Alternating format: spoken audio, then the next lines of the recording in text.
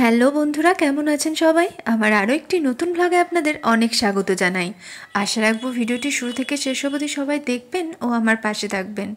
আজকে সকাল থেকেই তো একদম মেঘলা আকাশ, দুপুরবেলা হয়ে গেছে আর দেখেছেন বৃষ্টি আরম্ভ হয়ে গেছে। কিন্তু অদ্ভুত এক রোদের মধ্যে বৃষ্টি, মানে এদিকে রোদও হচ্ছে, এদিকে আবার বৃষ্টি পড়াও শুরু হয়ে গেছে। একদম মন মেজাজ ভালো নেই। আজকে তো তৃতীয়া হয়েই গেল, আর এর মধ্যে যদি বৃষ্টি হয় তো কীরম লাগে বলুন। আর এই যে আমি একখানা মাথায় পাগড়ি বেঁধে নিয়েছি, মানে আমার স্নান টান হয়ে গেছে।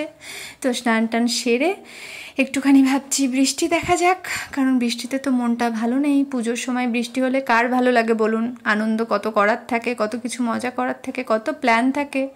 তো এখন ভাতটা বসিয়ে দিয়েছি, আর এদিকে বেসিনে রয়েছে এক গাদা বাসন। আর সব থেকে আমার বিরক্ত লাগে কি জানেন? এই প্রেশারটা মাজতে।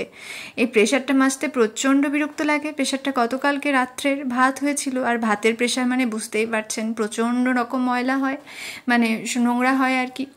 এদিকে ঈশানবাবু গেছিলো এখন দাদার বাড়ি, মানে ওর প্রিয় দাদার বাড়ি গল্প করতে, কারণ পুজো এসে গেছে তো মন আর বাড়িতে একদম টিকছে না, পড়াশোনাও সেরকমভাবে করছে না।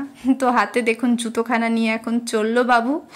এদিকে প্রেশারের ডাল বসিয়েছি, আর ভাতটা প্রায় হয়ে গেছে। তো আজকের খুব সিম্পল মেনু, ডাল ভাত আলু পোস্ত আর ডিম সেদ্ধ। তো চাটা তো খেতেই হবে, জানেনই তো যে চাখোর মানুষরা তো সবসময়ের জন্য চা খাই। তো চলুন একটু বসা যাক, বসে বসে চা খাওয়া যাক। আমার এই জায়গাটা বসে চা খেতে না খুব ভালো লাগে। সকালবেলা হোক দুপুরবেলা হোক, আমি যখনই চা খাই তো দরজাটা সামনের খুলে দিই আর বাইরেটা দেখতে দেখতে চা খাই। তো চা খেতে খেতে এখন অনেক রকম ভাবনা ভাবছি, অনেক রকম চিন্তা ভাবনা, প্রচুর কাজকর্ম পড়ে রয়েছে। আর এই চা খাওয়ার সময় না যত রকম চিন্তা আমার মাথায় আসে। এখনও গোছানো তো পড়েই রয়েছে, সমস্ত জামা কাপড় প্যাকিং করতে হবে। বুঝতেই পারছেন পুজোতে তো আমরা গ্রামের বাড়িতে যাব। তো যাই হোক, এখন বিভিন্ন রকম কথাবার্তা চিন্তা হচ্ছে। তো আপাতত ভিডিওটা এখানেই শেষ করলাম বন্ধুরা। আজকে ছোটো মতো একটা ব্লগ আপনাদের সাথে শেয়ার করলাম।